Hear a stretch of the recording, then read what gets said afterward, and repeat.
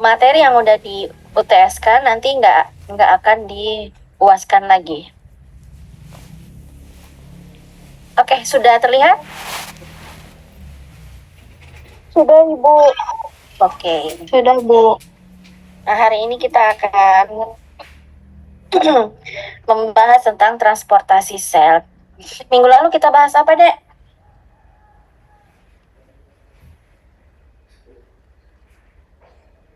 Bahas apa kita minggu lalu? Komunikasi sel, Bu. Ya, komunikasi sel. Kita juga udah bahas jaringan, udah bahas tentang sel. Berarti kalian udah tahu ya membran sel itu kayak mana ya? Udah tahu. Ini ada gambarnya. Nah, ini adalah gambar dari membran sel. Ya, membran sel yang ada bilayer lipid, kemudian ada ada protein channel, kemudian ada glikoprotein, ada glikolipid, yang kemungkinan ini bisa jadi dia adalah reseptor ya, reseptor dari membran sel itu. Jadi membran sel itu bukan cuma bilayer lipid doang di sana, tapi di sana ada banyak sekali komponen lain seperti protein integral, protein glikoprotein sama glikolipid. Ya, di situ. Nah, sel itu dikelilingi oleh cairan namanya ekstraseluler. Cairan ekstraseluler ya. Jadi dia dikelilingi oleh cairan ekstraseluler. UTS opsional ya. Oke. Nanti saya UTS-nya setelah lebaran aja kayaknya ya. Nah, ini saya rasa kalian udah paham semua ya. Ini adalah membran atau bilayer lipid. Apakah semua makhluk hidup mempunyai membran? Punya nggak? Halo?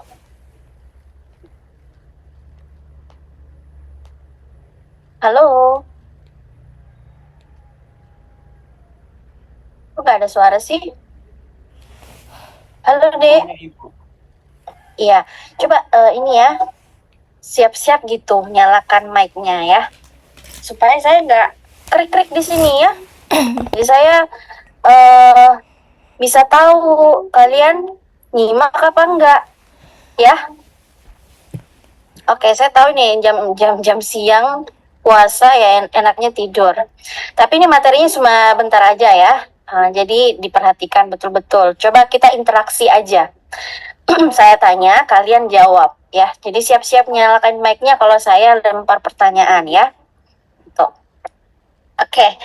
Jadi semua makhluk hidup itu mempunyai membran sel ya, sebagai pembatas dia dari lingkungan. Nah, membran sel itu fungsinya ada banyak ya. Misalnya sebagai transportasi, ada juga sebagai penerima sinyal ya. Nah, komponen utama dari membran sel itu adalah fosfolipid. Ya, ini adalah fosfolipid. Jadi sel itu dia dikelilingi oleh bilayer lipid. Ya, jadi kayak begini dia. Kalau selnya bulat, maka bentuknya seperti ini. Dia dikelilingi oleh bilayer lipid. Dikelilingi oleh bilayer lipid, dibatasi oleh bilayer lipid, dan lingkungannya disebut dengan cairan ekstraseluler. Maaf ya, ini ada suara-suara mengganggu. Tapi suara saya terdengar kan ya? Jelas ya? Terdengar, Bu. Jelas. Kalau nggak jelas atau ini kasih tahu ya. Nah, ini udah disampaikan belum, Dek? Yang ini sama Bu Niken pas mengajar sel. Sudah? Sudah apa belum? Belum ya? Belum, Ibu. Belum. Ya, jadi ini namanya bilayer lipid ya.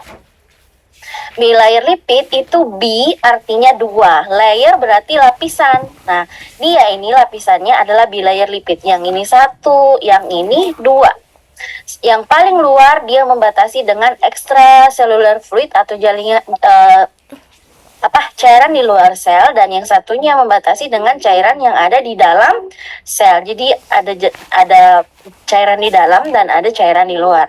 Nah, dia di ini ya kayak kepala, ada kakinya 2 gitu ya. Ini tersusun, bilayer lipid itu tersusun atas molekul fosfolipid.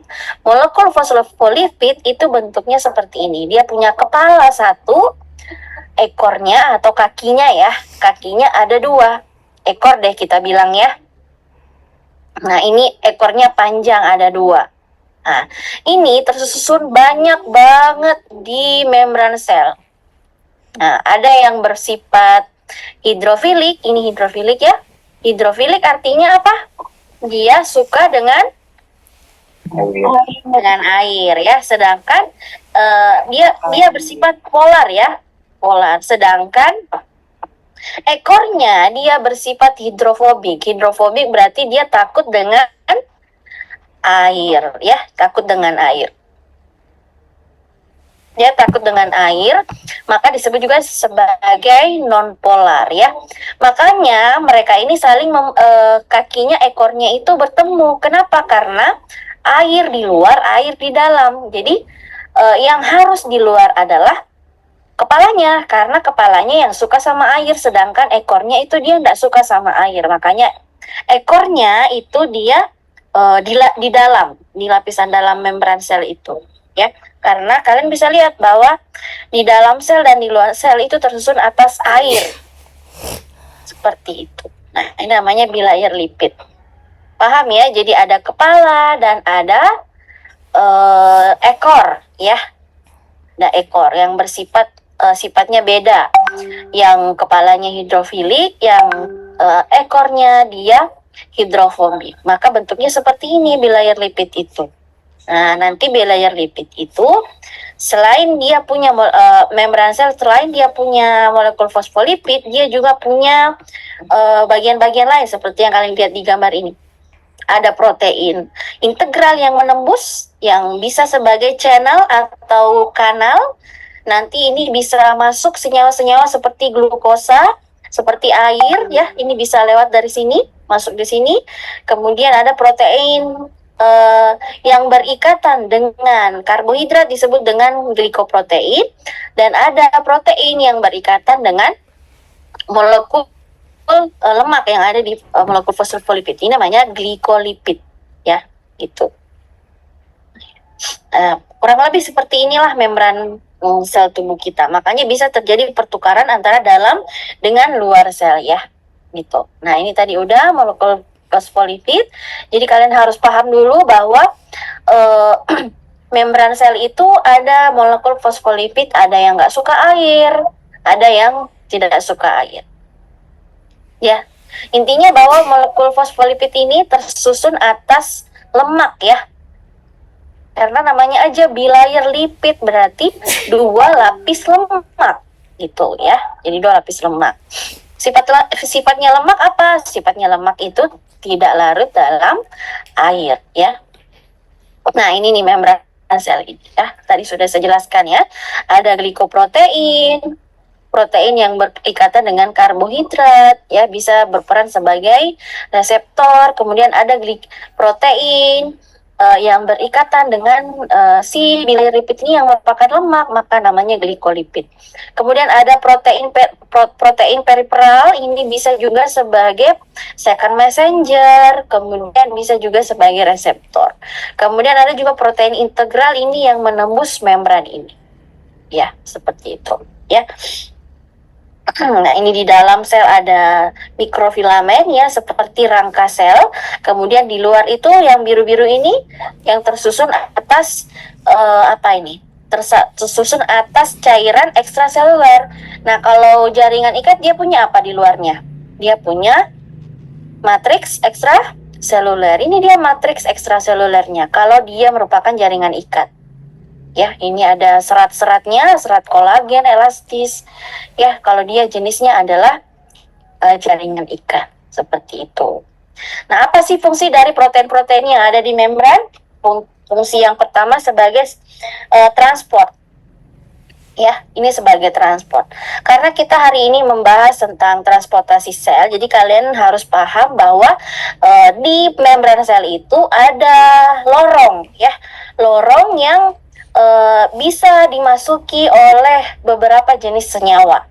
Ya, lorongnya apa namanya? Namanya adalah protein. Ini adalah proteinnya.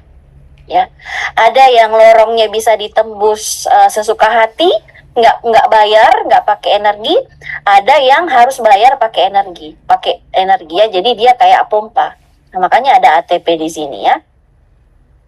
Kemudian dia akan mengaktifkan enzim. Kenapa? Karena uh, enzim ini akan mengaktifkan senyawa yang ada di dalamnya. Untuk apa? Untuk menghantarkan transduksi sinyal atau menghantarkan sinyal yang ada di dalam sel. Nah, ini contohnya nih, fungsi lainnya ya, sebagai signal transduction. Signal transduction karena apa? Karena beberapa senyawa yang bersifat atau ligan yang nggak bisa tembus di dalam membran sel, itu kan dia harus reseptornya di luar. Untuk apa reseptornya di luar? Ya, karena dia tidak bisa masuk. Karena dia tidak bisa masuk, maka dia butuh protein. Protein yang menghantarkan sinyal tadi dengan mengaktifkan beberapa enzim. Ya. Jadi fungsinya banyak. Kemudian sebagai sel-sel recognition, berarti ini artinya dia mengenali sel-sel tadi, sel-sel temannya ya, kayak kunci dan lubang kunci. Oh, ini teman saya nih, ini saya bisa deteksi. Kenapa? Karena kalau misalnya dia tidak bisa dideteksi, maka dia akan dideteksi sebagai benda asing. Kalau dia dideteksi sebagai benda asing, bisa jadi nanti ya ini dia akan mengirim sinyal kepada sistem imun, ya, untuk menyerang sel yang nggak dikenali itu.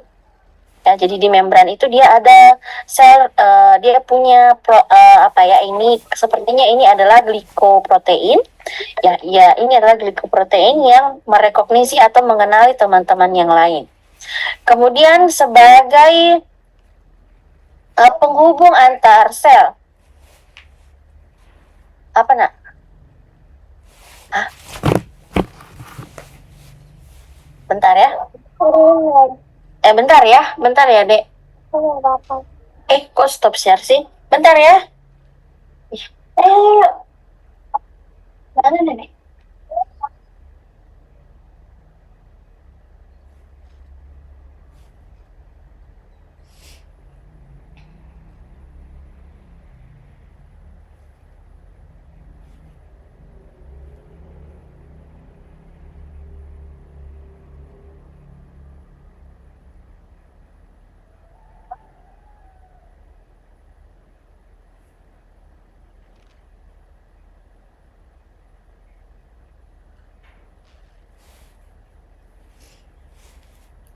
Oke, lanjut ya. Mana tadi?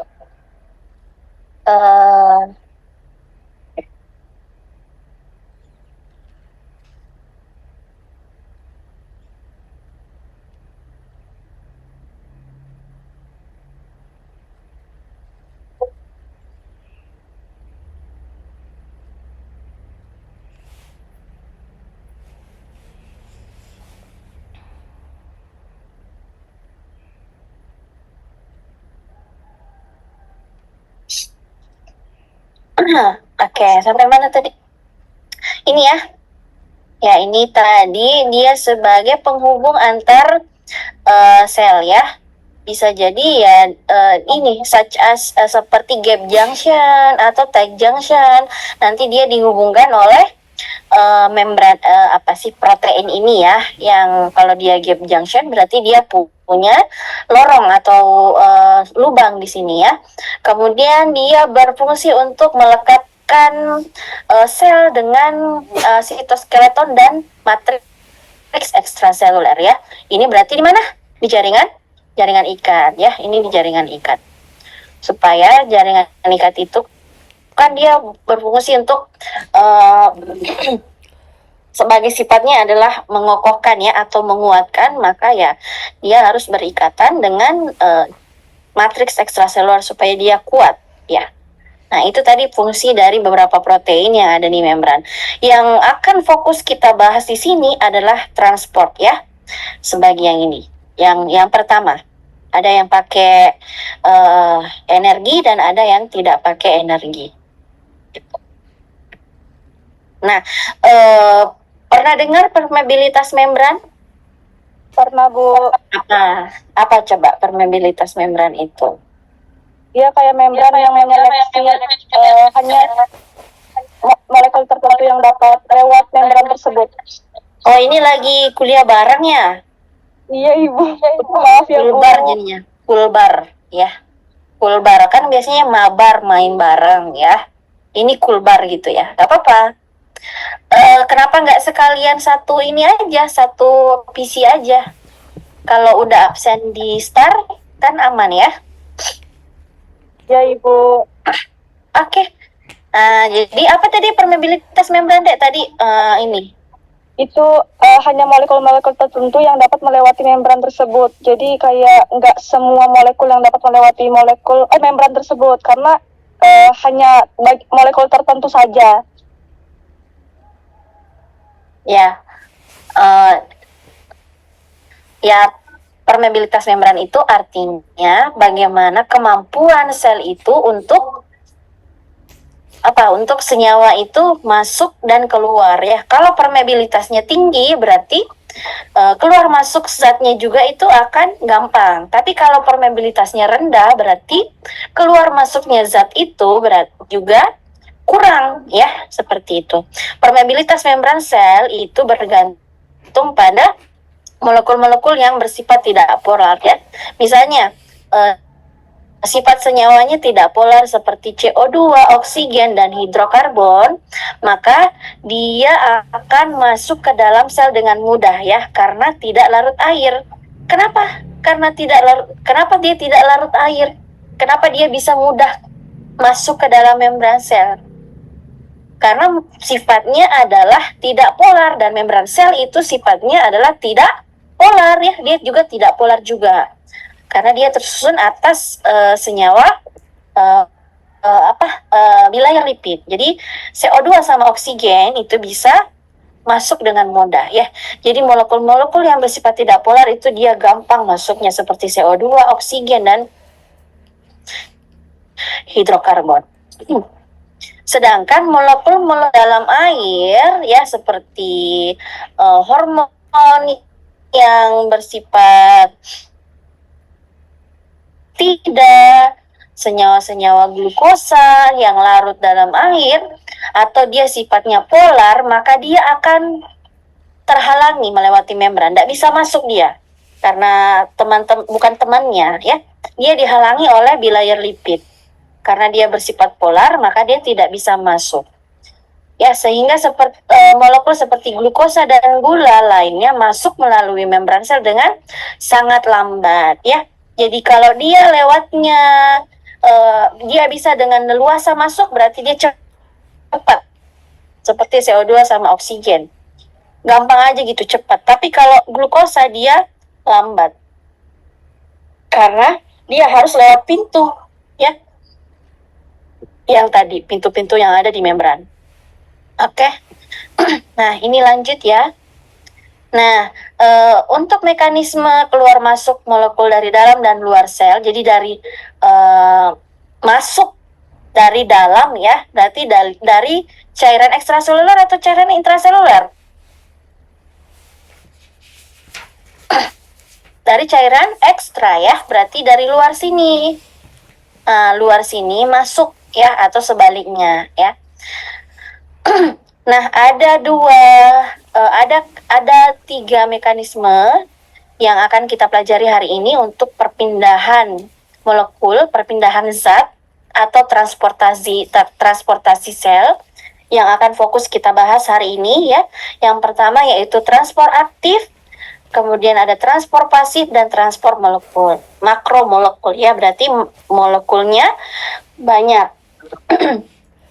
Coba saya tanya dulu, gaya itu misalnya nih, gaya kalau dalam fisika, air mengalir dari mana? berdasarkan gayanya? Bawah, Ibu. Dari air mengalir dari mana ke mana? Dari tempat tinggi ke tempat yang rendah. Ya, tempat tinggi ke rendah. Misalnya nih, di gunung sumber airnya kan ada kan mengalir kan? Itu kita butuh pompa pompa pompa air nggak buat ngambilnya? Kalau dia mengalir dari atas ke bawah, butuh nggak? Tidak butuh air ke bawah. Nggak butuh kan? Nggak butuh. Tapi coba deh kalau misalnya rumahmu di atas gunung, sumber airnya di bawah, gimana caranya supaya airnya naik? Dipompa, Bu. Pakai Dinamo. Butuh energi nggak? pakai ini. Butuh energi. Nah, itu adalah prinsip utama dari transport aktif dan transport pasif, ya. Jadi, ingat aja tuh, oh dia mengalirnya dari tinggi ke rendah. Berarti kalau dari tinggi ke rendah, maka dia transport pasif, ya. Artinya dia nggak butuh energi. Karena dia berpindahnya dari banyak ke sedikit. Atau dia mengalir dari tempat yang tinggi ke rendah, makanya dia tidak perlu energi, maka itu disebut sebagai transport pasif, ya, pasif. Sebaliknya, kalau kita butuh pompa air, berarti dari kecil ke besar, sesuatu yang sedikit ke sesuatu yang banyak, gradien konsentrasi, maka harus butuh energi, harus butuh pompa air supaya airnya bisa naik ke atas. Artinya dia melawan gradien, ya. Maka itu disebut sebagai transport aktif. Ya. Nah, ini ada saya masukkan ya, transport aktif itu molekul-molekul kecil yang jadi transport aktif sama pasif itu molekul kecil semua. Ya, molekul kecil semua yang bisa lewat protein integral ini, protein transport ini, atau dia bisa lewat membran. Sebaliknya, kalau dia transportnya makromolekul, berarti dia besar ya molekulnya, maka dia harus lewat ini, endositosis atau eksositosis. Karena dia besar, nggak bisa lewat pintu, ya, pintunya bisa berupa bisa berupa protein, nggak bisa lewat sana, maka dia dimakan atau dikeluarkan, dimakan, diminum ya, nanti kita lihat satu-satu. Itu yang perlu kalian pahami, bahwa ada namanya gradien konsentrasi. Kalau misalnya begini, konsentrasi 5% dan 10%, yang mana gradien konsentrasinya yang tinggi? Gradien konsentrasinya yang mana? 10% atau 5%? 10. Ya, 10 ya. Berarti nanti garamnya kemana? Dari mana ke mana?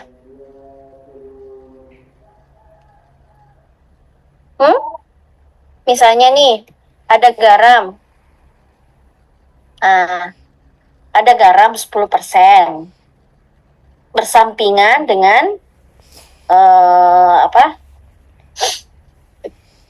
5%. Kira-kira garamnya nanti kemana? Kalau dia dibatasi oleh membran. Dari 5 ke 10 atau 10 ke 5?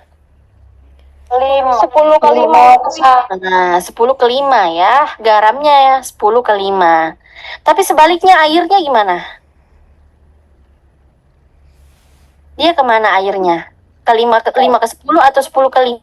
10. Airnya dari 5 ke 10. Iya, airnya dari 5 ke 10 ya. Karena kan larutan ya. Larutan, maka beda air dengan zat ya. Kalau perpindahan zat itu namanya difusi. Tapi kalau perpindahan air namanya osmosis. Ya. Nah, ini ya.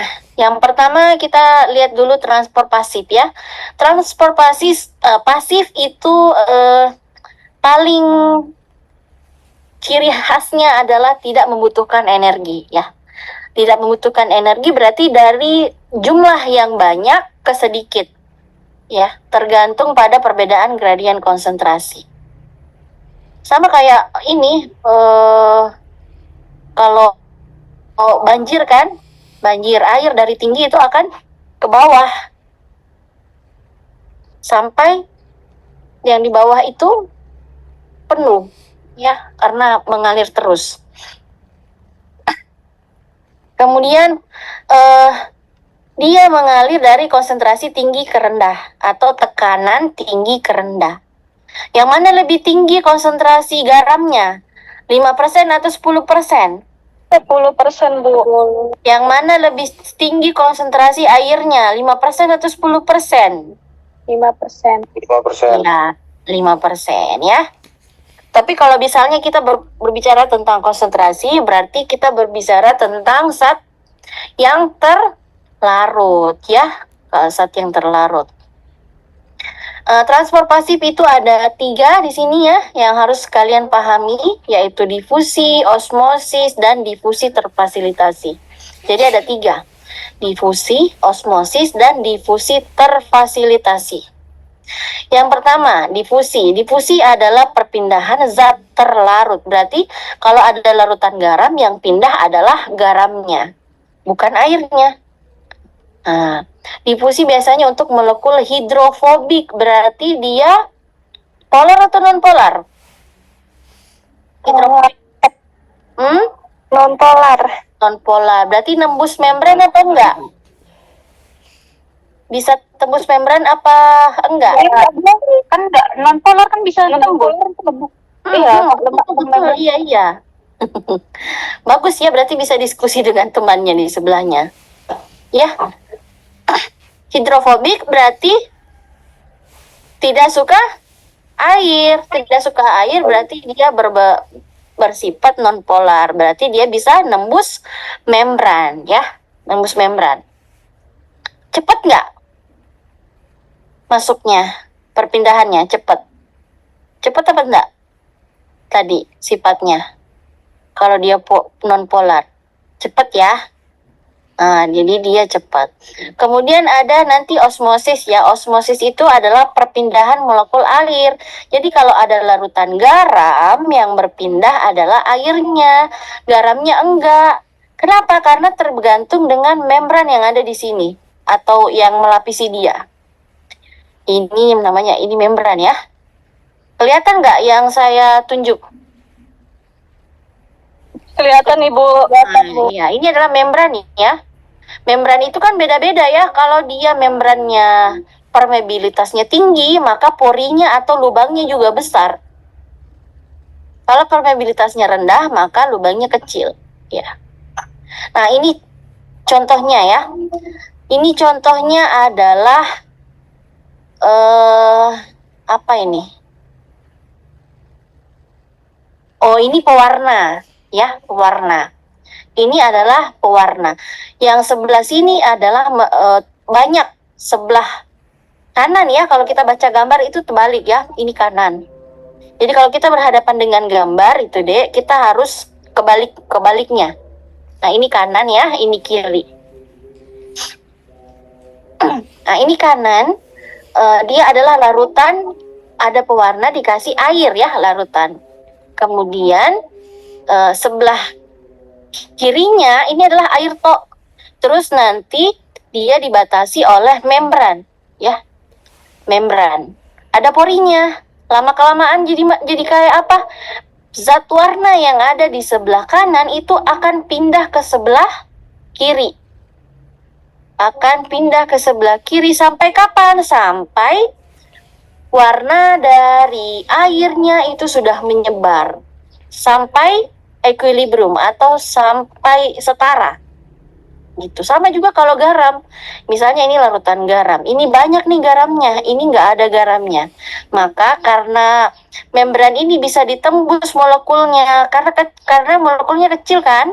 Dia bisa masuk di sini. Menembus. Sampai kapan? Sampai keasinannya nih sama. Ya, warnanya juga sama. Sampai dia setara konsentrasinya. Seperti itu ya. Itu namanya difusi ya. Nah, sama kalau kayak ini adalah dua larutan yang berbeda. Ada larutan warna kuning, ada larutan berwarna ungu.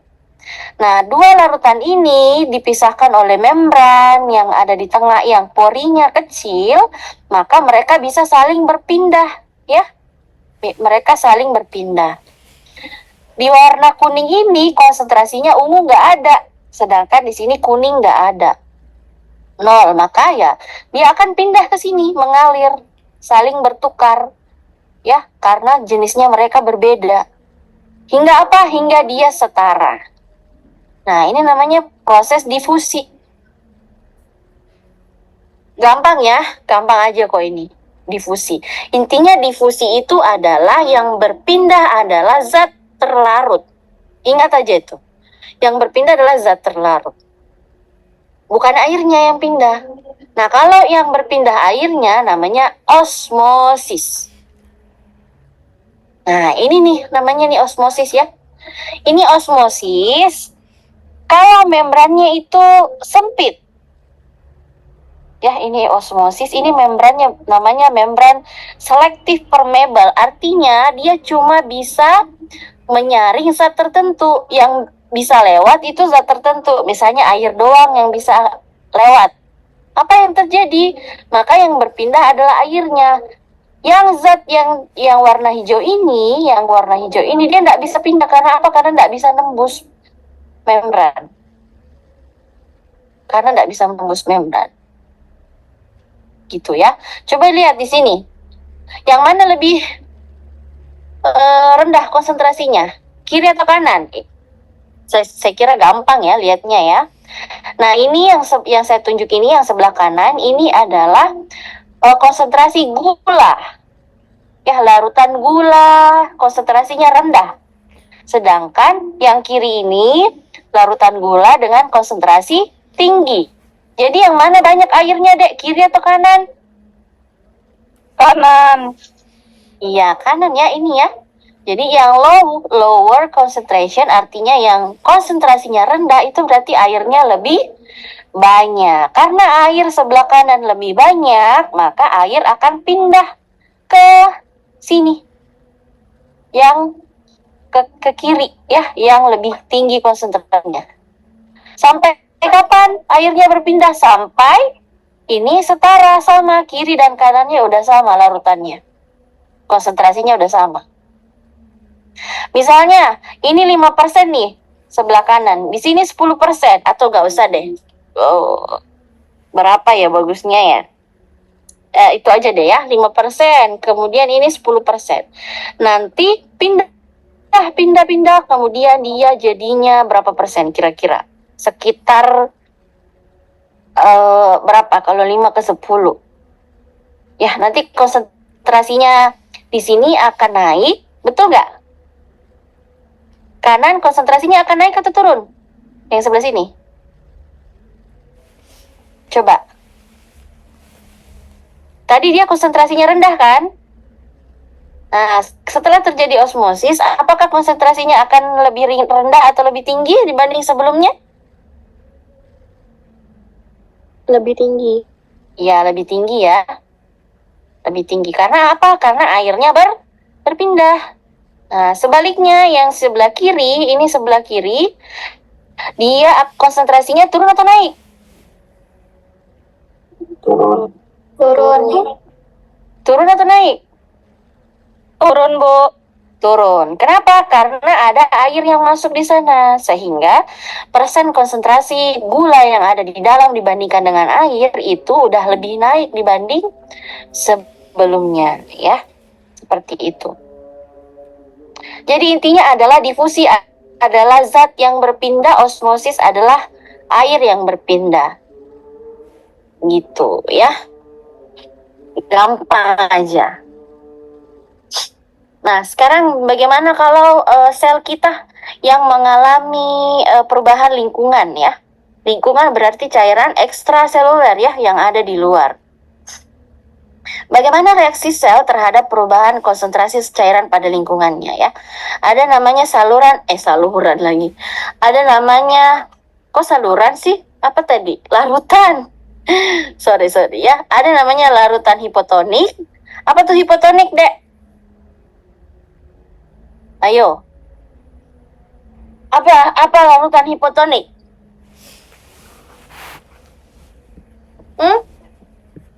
Hipo artinya Lemak. lemah. Hipo rendah ya. Berarti konsentrasinya apa? Konsentrasinya rendah, Bu. Lebih rendah dibandingkan dengan konsentrasi cairan tubuh maksudnya ya. Kalau kita bandingkan dengan cairan tubuh normal. Karena cairan tubuh normal kan ada batasannya ya, ada standarnya. Nah, kalau dia jenisnya hipotonik berarti dia diletakkan, selnya itu diletakkan di larutan yang banyak airnya. Ngerti nggak? Misalnya gini deh.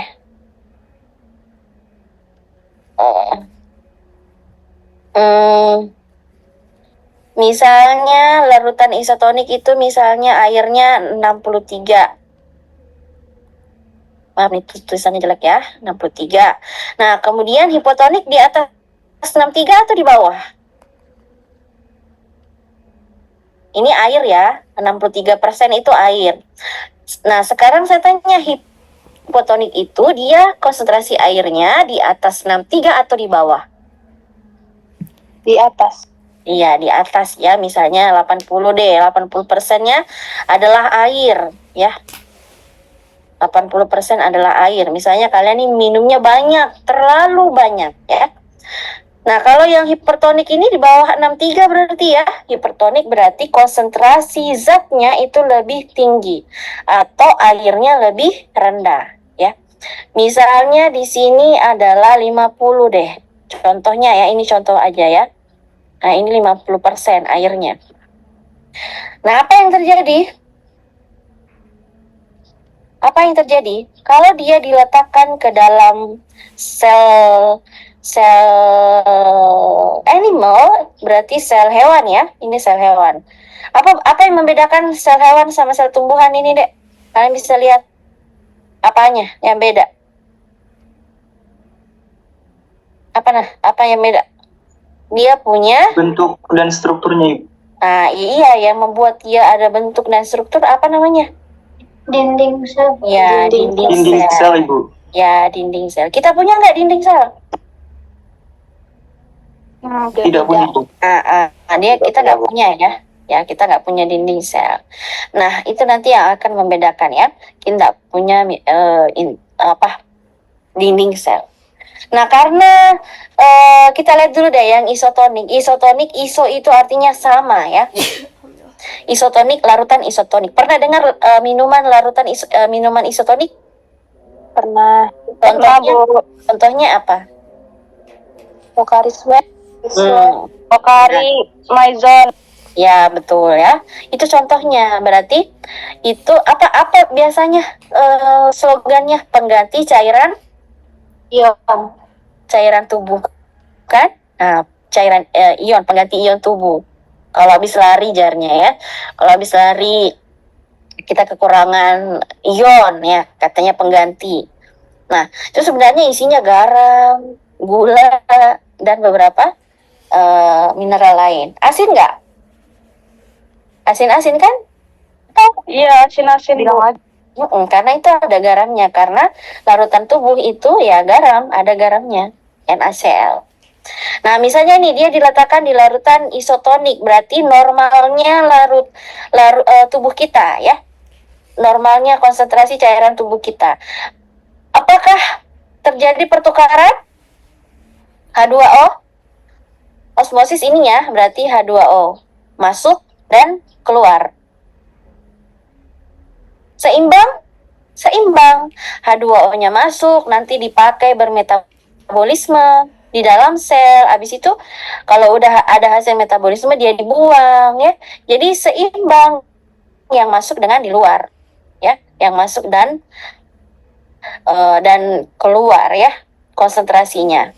Jadi tidak terjadi penambahan konsentrasi air di dalam sel. Sebaliknya, kalau misalnya dia diletakkan di larutan yang hipotonik, berarti di luar sel ini adalah larutan yang tinggi airnya. Apa prinsip osmosis? Perpindahan air dari konsentrasi apa? Rendah ke tinggi. Iya, dari konsentrasi rendah ke tinggi. Berarti dari konsentrasi rendah ke tinggi berarti dari airnya yang banyak pindah ke airnya yang sedikit. Di dalam sel kita itu konsentrasinya sedikit ya. Tadi 63%. Masuk nggak airnya? Untuk menyeimbangkan. Karena di luar 80, di dalam 63. Masuk nggak airnya? Masuk ya. Masuk karena dia prinsipnya adalah osmosis. Perpindahan air dari konsentrasi rendah ke tinggi. Jadi dari air yang banyak, airnya nih dia dikelilingi oleh, sel ini dikelilingi oleh banyak air. Konsentrasinya lebih tinggi sehingga airnya masuk. Apa jadinya kalau balon diisi terus sama air? Pecah. Pecah, ya.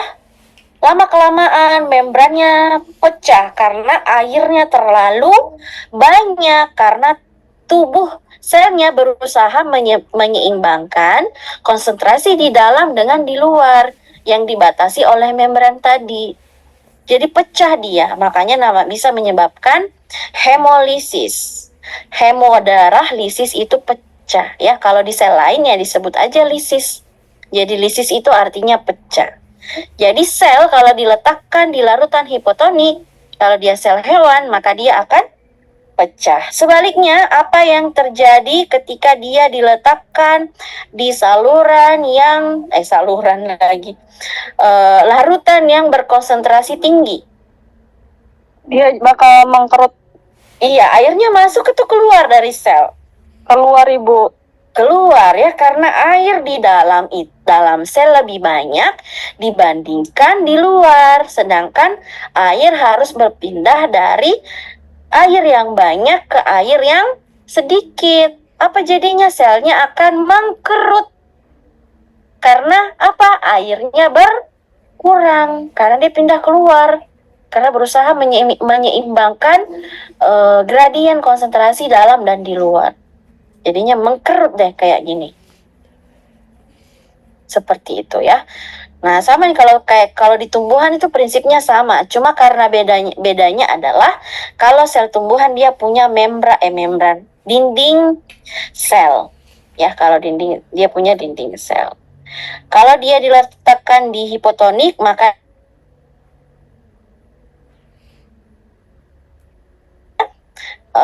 sel dinding sel ya yang berfungsi sebagai yang membuat sel itu kaku. Suara saya terdengar jelas?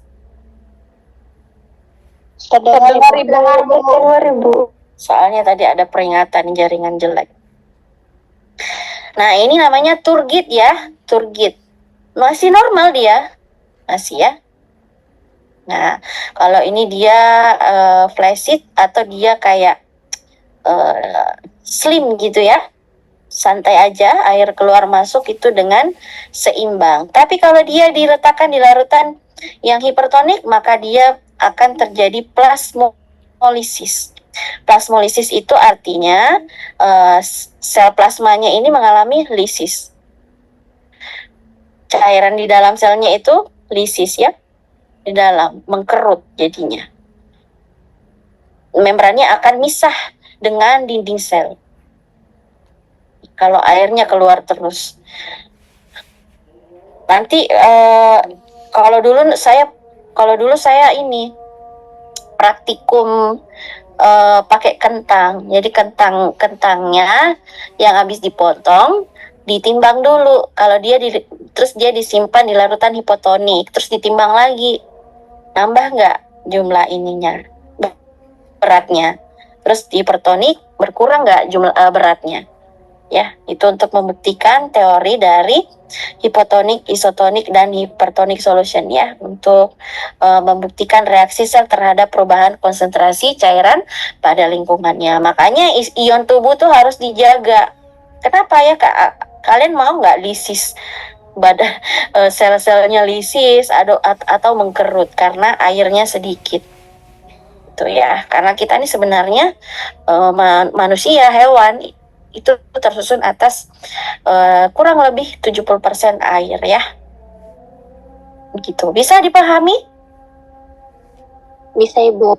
Bisa ya. Intinya difusi, lagi-lagi saya ingatkan ya, intinya difusi itu perpindahan zat terlarut, osmosis adalah perpindahan zat pelarut, di mana ya pastilah air ya kalau osmosis.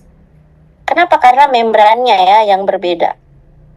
Beda lagi kalau membrannya ini membrannya bisa nembus glukosa atau garam ya terjadi dua-duanya, osmosis dan difusi gitu ya. Jadi tergantung sifat membran.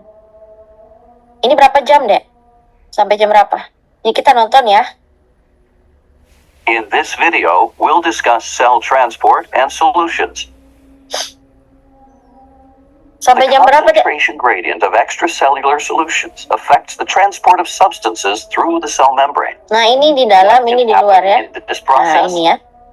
Well, cells may be surrounded by solutions with different particle concentrations, both in a lab as well as inside a living organism. So we need to know how cells will respond.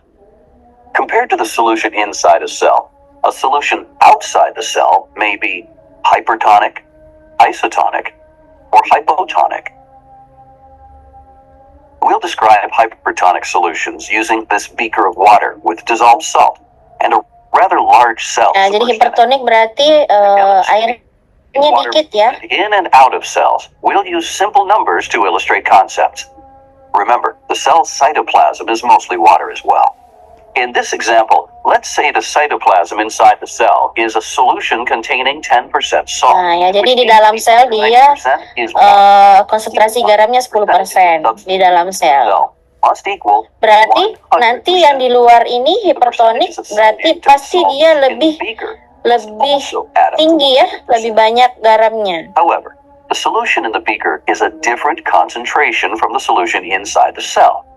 It's 20% salt. Nah, misalnya and dia di 80% luar selnya water. 20%. So you can see that there's a greater concentration of water inside the cell. Jadi garamnya lebih banyak di dalam atau di luar? Compared to 80%. We call a solution hypertonic when its Garamnya lebih banyak di concentration of water dalamnya, is berarti lower than airnya inside lebih the banyak cell, di and its dalam concentration sel. of solute is higher than inside the cell. Jadi As a airnya result, keluar water deh. molecules diffuse out of the cell through osmosis, causing the cell to shrivel a bit.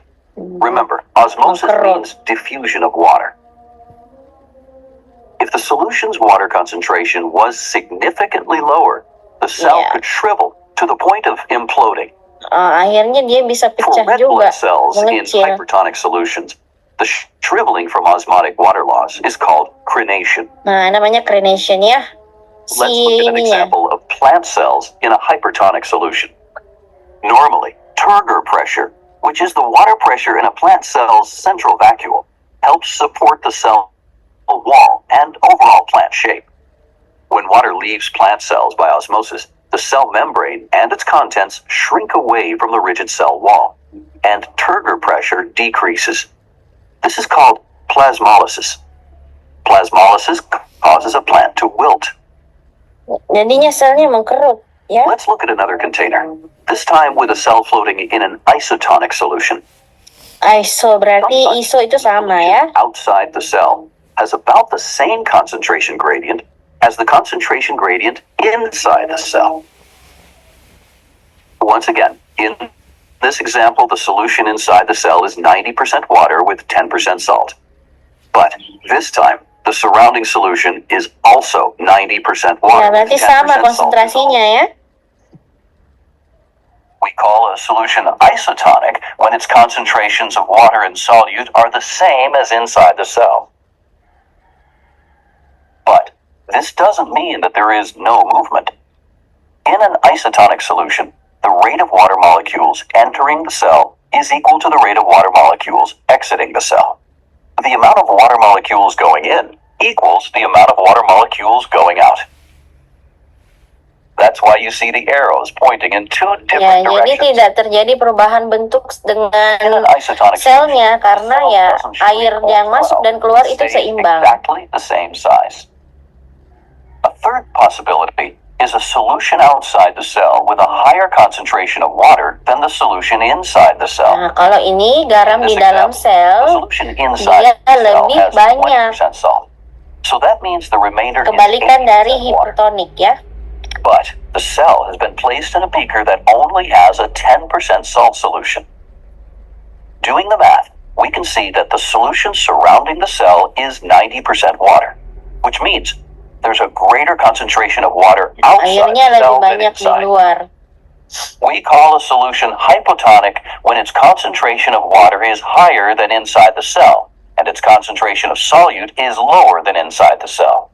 So, by osmosis, the water molecules will move passively into the cell until Jadi a state airnya of masuk. equilibrium is reached. Nah, karena airnya masuk solutions terus cause ya, the jadi cell to membesar swell selnya. up with water. Karena ndak ada ininya ya, sama kayak balon ya, lama-lama dia Cell can pecah. swell to the point of bursting. This is called cytolysis. Sito itu sel ya. Cytolysis in red blood cells is Nah, called kalau dia hemolysis. selnya sel darah namanya hemolisis, Cytolysis doesn't happen heme in itu plant cells darah because ya. the rigid cell wall prevents the cells from bursting. Jadi yang menggendut. Here's a little trick to Oh, remember that okay. hypotonic solutions Okay. cause a cell to swell rather than shrivel. When you think of hypo, think of a big swollen hippopotamus or hippo. Ini cara ininya, cara ingatnya ya, So to enggak recap, penting we can have juga. solutions that are hypertonic. Oke, ada pertanyaan dek? Gampang ya? Bisa ya? Halo? Bisa ya. Hiper, iso ya. Tadi kita udah bahas difusi ya. Ini masih apa? Transport aktif atau pasif? Ya, masih pasif ya.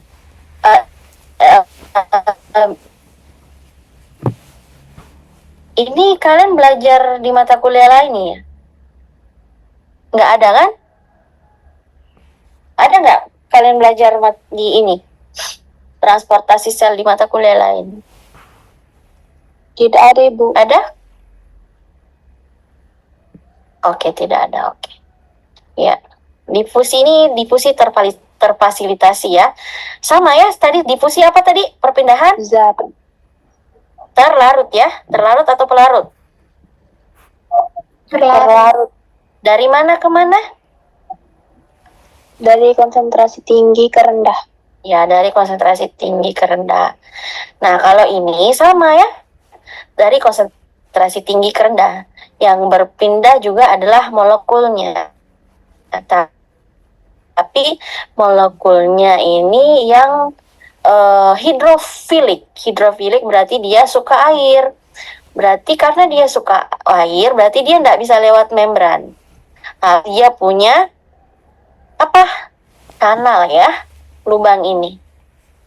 Channel protein. Ini protein integral ya, namanya channel.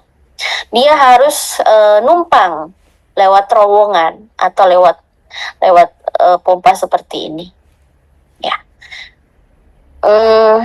Atau ini namanya protein pembawa ya, protein pembawa. Intinya terfasilitasi artinya dia punya fasilitas sendiri. Kalau dia difusi biasa yang molekul hidrofobik, dia bisa enggak perlu difasilitasi, dia bisa nembus di sini aja. Ya, dia bisa menembus di sini dengan bebasnya. Tapi kalau dia molekulnya hidrofilik dan dia tidak butuh energi untuk dipindahkan, maka dia akan lewat di protein carrier ini, ya, protein pembawa ini. Dia lewat sini karena dia tidak bisa nembus membran yang tersusun atas lemak. Nah, ada dua protein yang berperan dalam difusi terfasilitasi, yaitu aquaporin. Aquaporin ya, ini namanya aquaporin. Kemudian ada protein pembawa. Nah, ini terbuka jika ada pemicu ya. Protein pembawa. Jadi dia biasanya ini spesifik ya. Dia spesifik. Biasanya ini misalnya yang segitiga bentuknya, nanti dia spesifik. Oh, khusus untuk zat ini gitu ya. Sedangkan untuk yang protein pembawa seperti ini, dia biasanya ion-ion ya, terpicu jika ada yang memicu dia ya. Misalnya terjadi ada perbedaan gradien konsentrasi, atau misalnya ada sinyal untuk membuka ya. Nah, ini pakai energi nggak? Nggak pakai ya. Ini beda-beda ya. Ada yang kayak pompa, ada yang kayak apa ini? Kayak terowongan. Oke, apa ini? Coba lihat lagi video ya.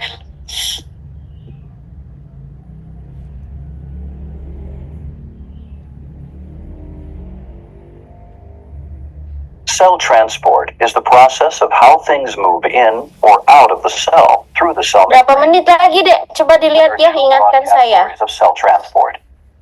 Tapi tinggal sedikit sini ya. Passive transport. For a cell, passive transport means it's an automatic process that doesn't require any input of Nah, energy. jadi dia tidak perlu energi. For example, diffusion is a passive process in which particles move either into or out of the cell jadi from dia an area lewat of higher concentration Ini ya, to an area of lower di layar concentration. lipid. The cell Dari konsentrasi doesn't use tinggi any energy ke when this rendah. happens.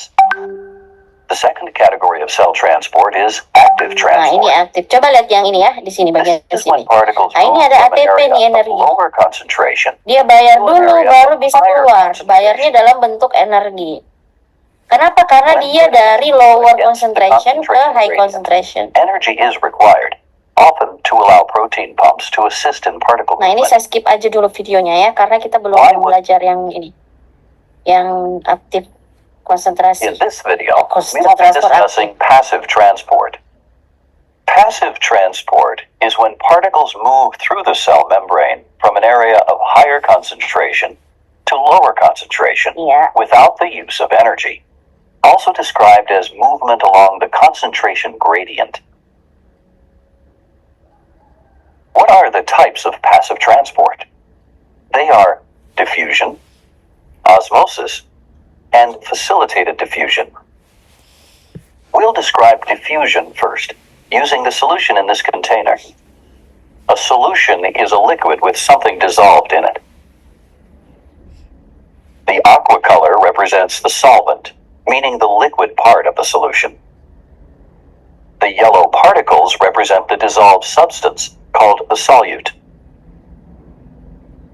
The structure in the middle of the container represents a semi-permeable cell membrane, a barrier through which only certain sized particles can pass freely. It's important to note that although diffusion often occurs across the cell membrane, diffusion can happen with or without a semi-permeable membrane. Right now, there is more solute on the left than there is on the right. Because solute particles are able to pass through this semi-permeable membrane, they are going to naturally move from an area of high concentration to an area of low concentration. They will continue to do this until both sides of the container have Jadi about nanti equal numbers of difusinya solute berhenti kalau konsentrasi antara kiri dan kanan udah setara ya. Let's review what we've covered so far. Diffusion is when particles move from an area of high concentration to low concentration. This just happens. It's a natural process that doesn't use any energy. Here's an example of diffusion happening without a semi-permeable membrane. If you spray air freshener in a room, people near you smell it right away. Contohnya But ini ya, after a pengharum short time, ruangan depending on the size of the room, atau people parfum. farther away will also begin to smell it. This is because the little scented molecules are trying to Ya, karena achieve dia equilibrium berdifusi ya di by seluruh spreading ruang. evenly throughout the room. Remember, diffusion is a natural process, like a ball rolling down a hill. The ball's movement is automatic and doesn't require any energy. Osmosis is diffusion that happens with water molecules. Let's look at another container in which the solvent is water, but the solute particles are larger. The membrane in this container Nah, ini has the membrannya ya. too small for the Membrannya solute. selektif permeable, artinya Water can pass through air the doang membrane yang freely. bisa lewat. Seterlarutnya nggak bisa lewat. Focus on the concentration gradient of the water rather than the solute particles. Although the large solute particles can't pass through the membrane, the water molecules are small enough to pass through. The Jadi water airnya moves yang freely pindah. from its area of high concentration to low concentration until equilibrium is reached. Equilibrium means that the proportion of water to solute particles is about the same on both sides of the membrane. In the cell, osmosis means diffusion of water through the cell Ya, membrane. jadi nama lainnya osmosis adalah difusi Water air can ya. enter or leave the cell through the membrane until the cell achieves a state of equilibrium with its surroundings.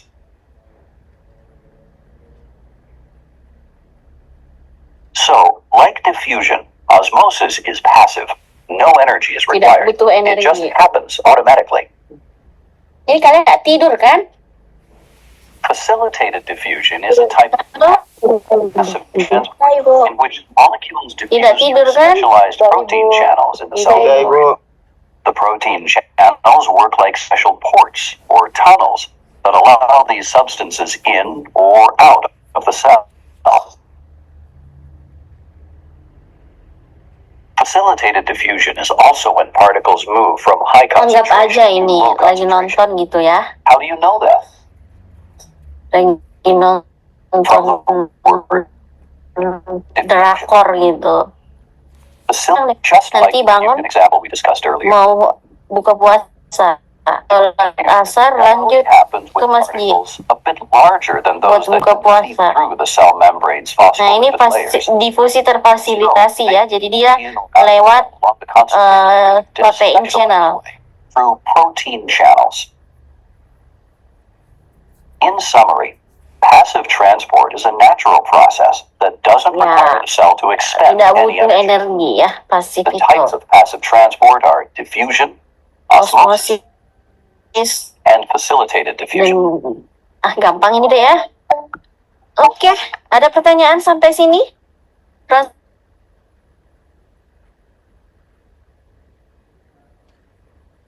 Tiga jenis osmosis, difusi, dan difusi terfasilitasi. Difusi itu perpindahan zat dari konsentrasi tinggi ke rendah. Osmosis itu perpindahan air dari konsentrasi rendah ke tinggi. Difusi terfasilitasi itu perpindahan dari konsentrasi tinggi ke rendah melalui protein channel. Udah, itu aja. Ada pertanyaan? Izin bertanya Ibu. Iya, silakan Rezeki. Ya, Izin bertanya Bu. Jadi kan tadi kalau zat polar itu harus melewati protein channel dulu. iya. Tapi kalau misalnya ada zat polar tapi ukurannya lebih kecil dari fosfolipid bagian hidrofobiknya, itu bisa masuk lewat situ Kak Bu, atau harus lewat Harus lewat channel. Karena ya kan dia kan sifatnya lemak ya. Meskipun dia kecil tetap aja nggak bisa. Karena sifatnya beda. Sama kayak misalnya begini. Musuh-musuh semua di situ berbaris. Ya, musuh semua. Musuhnya semua. Meskipun dia kayak semut ya nggak bisa. Pokoknya harus protein channel. Tergantung sifatnya polar atau non polar. Apapun, bagaimanapun kecilnya, kalau dia bentuknya adalah polar, maka dia tidak bisa lewat membran. Gitu ya, paham ya? Iya Bu, terima kasih Bu. Oke, bagus ya pertanyaannya ya. Ada lagi? Lanjut ya, kita ke selanjutnya yaitu transport aktif. Transport aktif itu berarti dia menggunakan energi ya, atau dalam bentuk ATP. 12.45 ya. Oh, udah ini. 12.45. Tadi kan kita mulainya agak telat ya. Itu udah dihitung nggak? Tadi yang telat. Sudah, Ibu. Sudah dihitung. Oke. Saya singkat-singkat aja kalau gitu ya. Nah, ini menggunakan ATP atau energi ya. Nah, ini kebalikan berarti dari konsentrasi rendah ke tinggi. Ya, dari sesuatu yang sedikit ke sesuatu yang banyak. Itu dia butuh energi. Nah, untuk apa? Karena kadang-kadang sel itu harus sedikit konsentrasi natrium atau konsentrasi tertentu di dalamnya. Nggak boleh terlalu banyak, makanya dipompa keluar. Nah, contohnya adalah pompa ion natrium dan kalium. Nah, ini kenapa? Karena ini untuk menjaga keseimbangan ion. Karena kalau beda keseimbangan bisa jadi listrik ya. Kita langsung aja ke ininya ya. Ini pompanya ya. Pompanya natriumnya dipompa, ada ATP, kasih dibayar dulu, jadi mereka berbaris dibayar dulu baru dia keluar. Nah, ditukar sama ion kalium. Jadi natrium dibawa keluar, kaliumnya harus dibawa masuk supaya ionnya itu perbedaan plus negatif, muatan negatif sama positif di dalam dan di luar sel itu terjaga. Ya, jadi bertukar nih antara 3 natrium, 2 kalium yang masuk. Butuh energi. Jadi satu kali ini nih ya, dimulai dari natrium. Natrium 3 nih berikatan, dibayar pakai ATP. Dikeluarkan ATP-nya. Nah, P-nya ketinggalan nih. P-nya ini nanti lepas kalau kaliumnya udah masuk. Gitu. Jadi satu energi dibayar buat natrium sama si kalium ini. Buat masuk dan keluar. Ya, makanya namanya pompa ion natrium kalium. Kenapa? Karena satu pompanya yang dipompa masuk dan keluar itu ada 2, natrium dan kalium. Tuh, ada nggak videonya ini? Nah, kalau ini adalah protein, ada namanya transfer aktif cotransporter. Artinya ya dia harus dipicu oleh, jadi kalau misalnya ada yang berpindah satu, jenisnya yang satu, maka yang satu ini akan ikutan. Ya. Mekanisme pompa bertunggal ber-ATP, kalau tadi kan 2 ya pompanya ya, dapat digerakkan secara tidak langsung. Transfer aktif beberapa zat terlarut lain ya, jadi dia ini butuh ATP juga. Ya, memicu yang lain. Misalnya ini ion H-nya keluar, kalau dia keluar ion H-nya, dia kan harus dipompa lagi masuk. Nah, setelah dia masuk, ikutan deh si sukrosanya ini. Ya, jadi sebagai pemicu. Oke. Nah, ini saya skip aja ya. Nah, coba kita lihat ada videonya lagi. In this video, we'll discuss active transport. Active transport is when particles move from an area of low Ya, concentration jadi arahnya to berbeda high ya. concentration. This is also known as moving against the concentration gradient. The key thing to remember is that active transport requires energy. If passive transport is like a ball naturally rolling down a hill, active transport is the Nah, opposite. ini kan pasif ya. Nah, kalau kita mau mengembalikan bolanya ke atas, ya harus ditendang. Ditendang ya harus butuh energi. Gitulah ceritanya. Cells require this type of substance movement in order to function properly. Contohnya di jantungnya. Heart muscle cells, responsible for making your heart beat, move molecules or ions against their concentration gradient. So, what are some of the main types of active transport? We have endocytosis, Nah, kalau di sini dia masukkan and protein eksositosis, pumps. protein pump.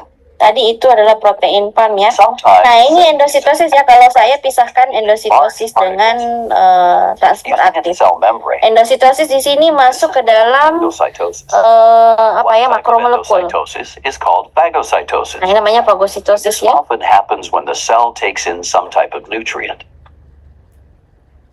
In another type of endocytosis called Endo artinya dalam ya. cell Endo takes in itu kan fluids by creating dalam, pockets in the berarti cell dia membrane. masukkan ke dalam. Kalau exo berarti dia keluarkan dari dalam sel keluar Pushing sel. off these cell membrane pockets into the cytoplasm.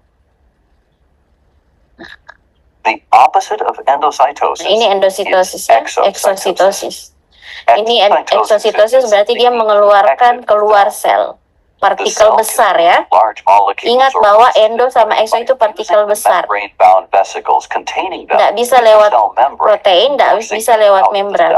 Makanya dia punya mekanisme A good lain. way to remember that exocytosis is a way for things to leave the cell is that it shares the first two letters with exit. Exit ya, You exit can also exo. remember that endocytosis is a way for things to move into the cell Into, because it masuk. shares the first two letters with enter. enter.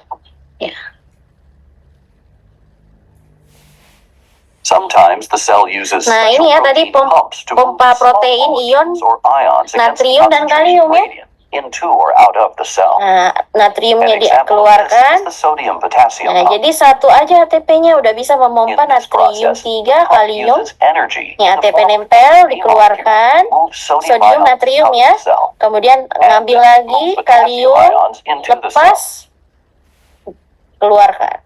Protein pumps used in active transport require energy because the molecules or ions are moving from an area of low Ya, concentration untuk apa? to high Karena concentration. konsentrasinya di luar itu lebih tinggi ya.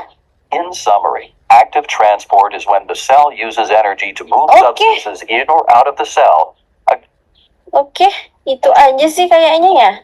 Nah, ini tadi perpindahan makromolekul itu ada dua ya, eksositosis dan endositosis. Eksositosis itu dari dalam sel keluar sel. Ini contohnya tadi. Udah ada videonya ya. Ini dia dikeluarkan. Molekul besarnya dikeluarkan, nanti dia dalam bentuk vesikel, kemudian vesikelnya menempel ke membran sel, akhirnya dikeluarkan ya. Vesikelnya nanti bergabung dengan membran sel. Nah, kalau dia endositosis berarti dia memasukkan ya. Ada 3, yaitu fagositosis, pinositosis, dan reseptor mediated endositosis. Ingat bedanya ya, kalau fagositosis itu berarti dia molekul besar, padat. Faga, makanan ya.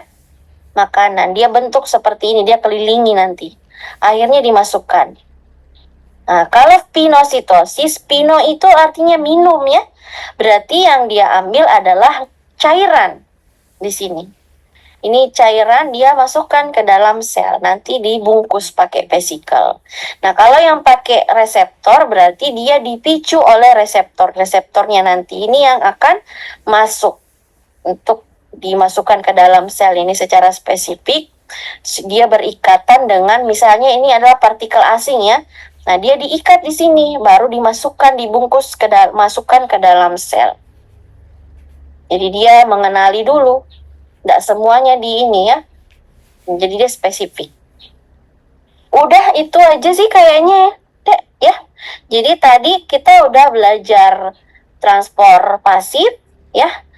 Transport pasif itu ada apa tadi? Transfer pasif itu ada osmosis, difusis, sama difusi terfasilitasi. Kemudian transport aktif itu ada pompa ion natrium. Itu aja sih yang harus kalian pahami ya, yang saya sebutkan tadi. Kemudian yang terakhir adalah perpindahan makromolekul, yaitu endositosis dan eksositosis. Itu aja yang perlu kalian pahami. Ya, Ada pertanyaan? Atau udah ngantuk nih, Bu? Mau sholat baru tidur, Bu? Nah, ini sebenarnya videonya banyak ya, Dek, di YouTube. Kalau kalian nggak ngerti sama apa yang saya sampaikan, kalian bisa baca buku, bisa nonton di YouTube juga bisa. Banyak banget di YouTube ya. Oke, ada pertanyaan? Nggak ada ya? Nggak ada. Tidak ada, Ibu.